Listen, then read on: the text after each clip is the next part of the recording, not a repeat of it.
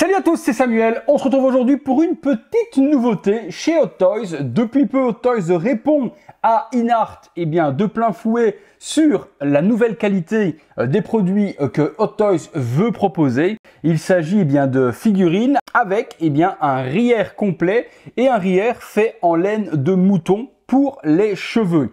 Habituellement, on a toujours eu les cheveux synthétiques typés Barbie sur toutes les figurines féminines qui avaient des vrais cheveux. Hot Toys étant piqué dans sa fierté, décide de faire la même chose maintenant sur certaines éditions. On a vu par la suite que ces éditions vont s'appeler les Artisan Éditions.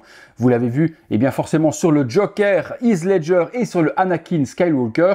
Celle-ci n'est pas une Artisan. Ce n'est pas encore le nom utilisé au moment où cette Wonder Woman est sortie en précommande. Et c'est une édition spéciale, très difficile à trouver. C'était ultra limité sur le marché à Hong Kong pour fêter les 100 ans de Warner Bros. Donc, Hot Toys répond à InArt, mais d'une manière un petit peu indélicate, là où InArt arrive à produire de grosses quantités de ces figurines en ultra haute qualité, Hot Toys, eux, limitent la quantité en donnant forcément le pouvoir aux spéculateurs et au marché asiatique de vendre des figurines forcément 2 à 3 fois le prix de base. Celle-ci n'a pas manqué à la règle. Nous avons réussi, je dis nous, mon ami justement, Anthony et son fils Nathan et moi-même, par notre partenaire Day One Collectibles, à en choper une à une tarification normale. Je ne dis pas une tarification de base, on est loin du prix d'achat, mais forcément beaucoup moins cher que les 1000 € qu'on a pu voir actuellement sur le marché secondaire. On va donc découvrir ce que vaut cette nouvelle Wonder Woman avec ce nouveau rierre, c'est le terme anglais utilisé pour la nouvelle coiffure. Et ici, en plus, en laine de mouton, c'est le matériel qui est utilisé pour avoir quelque chose qui se rapproche le plus naturellement du cheveu humain. La boîte, vous pouvez le constater, elle est très grande. Non pas parce qu'il y a beaucoup d'items à l'intérieur, mais vous allez voir que du coup, à l'intérieur du packaging, Hot Toys a séparé la tête du corps pour ne pas ruiner la coiffure dans le transport. On va voir ce que ça donne. Je ne l'ai pas encore ouverte, elle est scellée. Je vais le découvrir en même temps que vous. Wonder Woman représentée par devant, je pense que c'est une version Justice League et non pas une version Wonder Woman 84. Le costume m'a l'air assez sombre et non pas blinquant. Hot Toys exclusif, DC, les différents petits logos Movie, Masterpiece et également Hot Toys. La jolie Gal Gadot représentée juste ici. Wonder Woman en bleu, Wonder Woman en rouge avec la God Killer et le lasso de la vérité qui fait le tour. Les warnings habituels. Une boîte très jolie, très luxueuse sur un effet métallisé. Honnêtement, je trouve qu'on tape dans le très haut de gamme. Regardons ce qu'il y a à l'intérieur. Alors, hop, ça s'ouvre de la sorte. On tombe directement sur un slipcover Wonder Woman. Ou une petite mousse, un petit peu à la style des versions DX. Voyons voir. On n'est pas sur un packaging en plastique, on est vraiment sur une édition très luxueuse. Effectivement, on est sur une version Justice League, le costume est très sombre et comme vous pouvez le constater, Hot Toys a séparé, comme je vous ai dit, c'est pour ça que la boîte est très haute, dans un sarcophage de plexi, la tête de Gal Gadot avec ses vrais cheveux. Édition assez complète puisqu'on retrouve la God Killer, on retrouve également le bouclier, le lasso, les différents effets quand ces brassards sont en feu, lanière de cuir, bien également. Si je ne dis pas de bêtises, c'était peut-être du PVC sur les autres versions. Vous me corrigerez si je dis des bêtises. Les différentes mains. En dessous, est-ce qu'on a un étage supplémentaire? Je pense que oui, puisqu'il doit quand même y avoir un socle avec cette figurine. Oh oui. Donc, hop, on retire le premier étage. La petite boîte, la voici et on va se découvrir ça ensemble. Effectivement, le rierre, il est plutôt exceptionnel. Et la tête n'est pas en reste. Très joli visage de Gal Gadot. L'intérieur, le joli socle également. Ça va être super beau. L'espèce de piédestal dans lequel la God Killer vient se planter. Et puis encore un troisième étage avec un diorama translucide que l'on va mettre à l'arrière justement du personnage. Eh bien écoutez, j'ai hâte de découvrir tout ça. On est parti, on se détaille tout ça dans le box. On est parti sur le premier contenu de la Wonder Woman. Nous retrouvons donc le strap en cuir avec le petit logo pour venir accrocher la God Killer dans le dos si on le désire, avec les petites attaches. Généralement sur les autres figurines c'était directement intégré sur la figurine, ici il faudra le monter soi-même. On retrouve ensuite le fameux bouclier de Wonder Woman, très joliment fait, il est tout en plastique, avec les designs à l'intérieur et les deux straps. Le socle pour venir poser la God Killer si on le désire, avec le petit trou qui est ici, vous pourrez la planter, je vous montrerai tout à l'heure. Donc c'est tout en plastique. Simple au niveau de la peinture, une seule couleur gold et un petit aspect design comme dans le film. Nous retrouvons également les brassards en format feu lorsqu'elle utilise son pouvoir, en plastique translucide.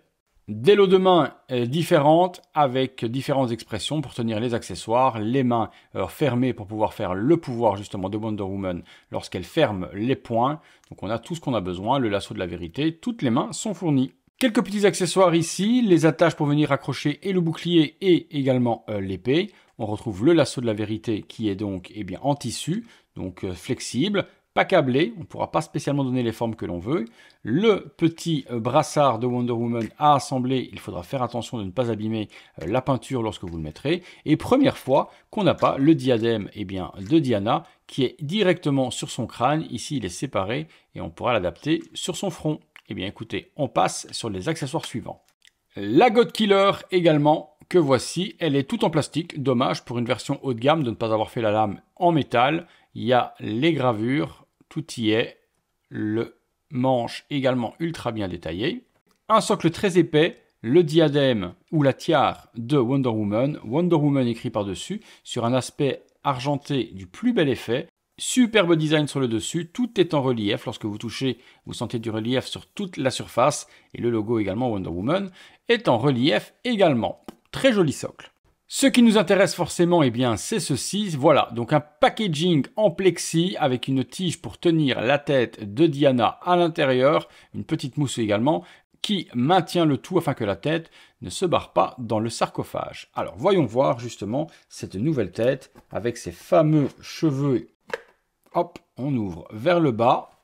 Ouais, au toucher, forcément, c'est largement différent, totalement différent de ce qu'on a l'habitude de voir avec les cheveux synthétiques. On a même peur de toucher, de peur d'abîmer la coiffure. Voilà, on va se prendre ça comme ça, sans rien toucher. Les cheveux en laine de mouton, collés mèche par mèche sur la tête. On n'est pas du tout sur un pinchage dans le PVC comme les versions synthétiques au niveau des cheveux. On peut voir ici qu'il y a des mèches qui ont été collées une à une afin de faire la coiffure de Diana. Les cheveux, bon, un peu bouclés, de vous à moi. Je ne me souviens pas que Diana, ou du moins Wonder Woman, dans le film, ait des boucles de la sorte. C'est vraiment très très très bouclé. Ouais, ça c'est un choix artistique à mon avis d'Hot Toys parce que je la voyais pas bouclée de la sorte. Nous avons après le visage, voilà. Il est encore différent de la dernière qu'on avait faite ensemble, la Wonder Woman 84. Et là j'ai l'impression que c'est encore un autre visage qui a été utilisé, ou alors est-ce que c'est la coiffure qui change le visage? Vous me direz dans les commentaires. Bon, j'ai pas spécialement beaucoup de mal à reconnaître Gal Gadot. La coiffure est bien faite, bien stylisée. Il y a de la laque qui a été appliquée pour rester en place. C'est joli. Maintenant, forcément, il faut lui mettre la tiare sur la tête. On va voir si on arrive à la mettre facilement. Oui, parfait. Aucun problème, elle tient super bien.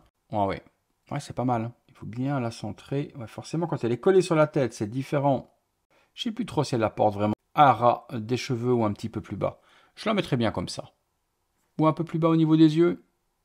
Allez, peut-être on va le limiter entre les deux. Voilà, avec la tiare. Ah ouais, c'est beau. Franchement, hâte de voir la Anakin et la Joker, du coup, avec des cheveux de la sorte. Ça va être phénoménal. L'accessoire un petit peu compliqué à monter, c'est celui-ci. L'espèce de gros accessoire. Je vous le montrerai lors de la conclusion parce qu'ici, le box n'est pas assez haut pour pouvoir vous montrer le tout. Donc ça, on l'assemblera à la conclusion pour avoir le diorama complet. Donc c'est assez complexe à monter. Je vous avoue que j'ai pas trop compris comment mettre les petites parties qui viennent s'entourer autour. Bon, on verra bien ce que ça donne lorsque j'aurai terminé. Et le body, le body, grosse surprise, très très très lourd et on change carrément au niveau de la partie bras de ce qu'on avait précédemment. Je n'ai pas du tout de cran, j'ai comme des tiges de métal à l'intérieur. L'articulation est différente pour moi de ce qu'on avait sur les autres bodies de Wonder Woman. Pareil au niveau du bras, je ne sens pas spécialement d'articulation. Quand je bouge, ça croque pas, il n'y a pas de clac clac clac. C'est assez souple, un petit peu comme ce que l'on a avec les T-Belly. Par contre, vous remarquez, si je tends le bras, il retombe automatiquement. Aucune possibilité de tenir le bras droit, comme ça. Et ne forcez pas à essayer de le tenir, de peur que ça vienne craquer ici en dessous. Ne levez pas non plus le bras plus haut que ça, pour ne pas déchirer ici le silicone. Donc des pauses, Muséum, classique, il y a moyen de faire de jolies choses avec Wonder Woman. Je vous montrerai avec le bouclier dans une main et l'épée dans l'autre. La pose par contre avec les bras croisés. Franchement, comme la figurine ne m'appartient pas, j'irai pas le foufou à essayer de forcer. Ouais, je forcerai pas. De peur que ça se déchire ici, de peur que ça se déchire là. Donc pose muséum, un petit peu comme on a vu sur les photos promotionnelles. 3/4 profil avec le bouclier et l'épée, et elle va être sublime cette Wonder Woman. Le costume, on est sur la version Justice League, donc une version plus sombre, la petite jupette, très beau. Le corps est super lourd, vraiment il y a du métal à l'intérieur, c'est pas possible. C'est pas possible d'avoir un corps aussi lourd juste avec du silicone. Les petites jambières aussi, version Justice League, ou Wonder Woman, premier film, avec des couleurs beaucoup moins pétantes que ce qu'on avait dans Wonder Woman 84. Bon, on a fait un petit peu le tour des accessoires et du reste. On va assembler tout ça et on regarde ce que ça donne.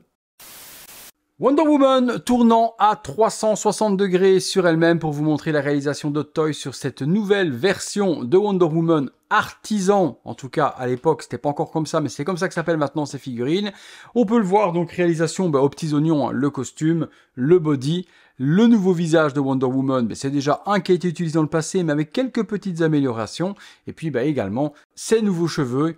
Bon, comme je vous ai dit, j'aime forcément le naturel de la laine, qui donne un vrai cheveu. Par contre, ces espèces de rasta et ces grosses boucles partout, pour moi, c'est pas 100% screen accurate. Cela n'enlève en rien la beauté de la figurine. On accessoirise le tout et on se fait une belle petite pause muséum. Petite pause, muséum, bouclier et la God Killer dans la main. Je lui ai accroché également forcément le lasso de la vérité. Je lui ai mis sa bandoulière en cuir. Cette pose, pour moi, est la meilleure pose à faire pour cette Wonder Woman sans risquer d'abîmer quoi que ce soit dessus. Bien faire attention quand vous enfoncez le brassard au niveau du bras. Là, je ne l'ai pas remonté trop haut de peur de griffer la peinture du body et de l'abîmer. Mais voilà, moi je l'exposerai telle qu'elle avec le bouclier comme ça, la God Killer, le lasso de la vérité. Et là, on a une très belle figurine. On se retrouve dans la conclusion tout de suite après pour vous montrer également avec l'énorme diorama qui tourne tout autour. Parce que là, comme je vous ai dit, vu la hauteur, ça ne rentrera pas dans le box de lumière. Et on verra du coup ce superbe diorama. Allez, on se fait une petite conclusion. C'est parti les amis. Conclusion sur cette Wonder Woman, je vous ai du coup assemblé ce superbe joli diorama avec les petites flagelles qui vont un petit peu partout pour venir s'assembler. Très compliqué à mettre, je ne sais même pas si je les ai bien mises, mais bon, l'effet y est, le petit logo au-dessus Wonder Woman, et puis comme je vous disais tout à l'heure, nous avons le petit socle ici de la God Killer. Si vous voulez l'exposer dessus, vous la retirez de la main et vous pouvez la planter de la sorte, et elle tient parfaitement. C'est une très belle figurine. Aujourd'hui, je vous dirais que c'est la plus belle Wonder Woman sortie à ce jour. Un peu logique, puisque Hot Toys y a mis le paquet dans un nouveau body, également dans ce nouveau RIER avec cheveux de laine de mouton. On a le top du top au niveau de la Wonder Woman. Un petit peu dommage, toutes ces espèces de rasta boucles qu'ils ont mis partout. Je trouve pas que Gal Gadot soit frisé de la sorte, mais mis à part ça, tout est exécuté à la perfection. Forcément, celle-ci devenant très coûteuse par sa limitation, je vous conseillerais d'attendre plutôt ce que va nous proposer InArt, puisqu'ils nous ont teasé le Superman justement, Justice League, il y a très peu de temps et la précommande va pas tarder. On sait très bien qu'ils ont dans leur tuyau une Wonder Woman également, et connaissant InArt, je pense qu'elle éclatera celle-ci et qu'on aura encore quelque chose de plus joli. Donc n'allez pas mettre 1000 € pour celle-là, vous trouverez à mon avis à la sortie de la InArt dans les 500 € une version largement supérieure. J'attends votre avis comme d'habitude les amis dans les commentaires, vous me direz ce que vous en avez pensé de cette Wonder Woman. Est-ce que vous pensez comme moi qu'elle est ultime aujourd'hui ou oui sans plus? Vous me dites tout ça juste là en dessous. Si vous la recherchez tout de même, je vous mets les quelques liens, mais je vous dis, il faut vraiment mettre une grosse main au portefeuille pour l'obtenir. Vous trouvez tout ça dans la description de la vidéo. Et puis comme d'habitude, si vous avez aimé la vidéo, lâchez-moi votre plus beau like pour m'aider justement au niveau du référencement. Abonnez-vous, activez la petite cloche et toutes les notifications. Merci à tous et toutes de m'avoir suivi pour cette nouvelle vidéo. N'oubliez pas que sur le bouton rejoindre, vous pouvez devenir membre soutien de la chaîne. Et sur le bouton merci, vous pouvez faire également un petit super thanks. Allez, c'est tout pour Wonder Woman, c'est tout pour moi. Merci encore d'avoir passé ces quelques minutes en ma compagnie et on se retrouve tous les soirs à 19 h 30 pour une prochaine vidéo. Salut à tous.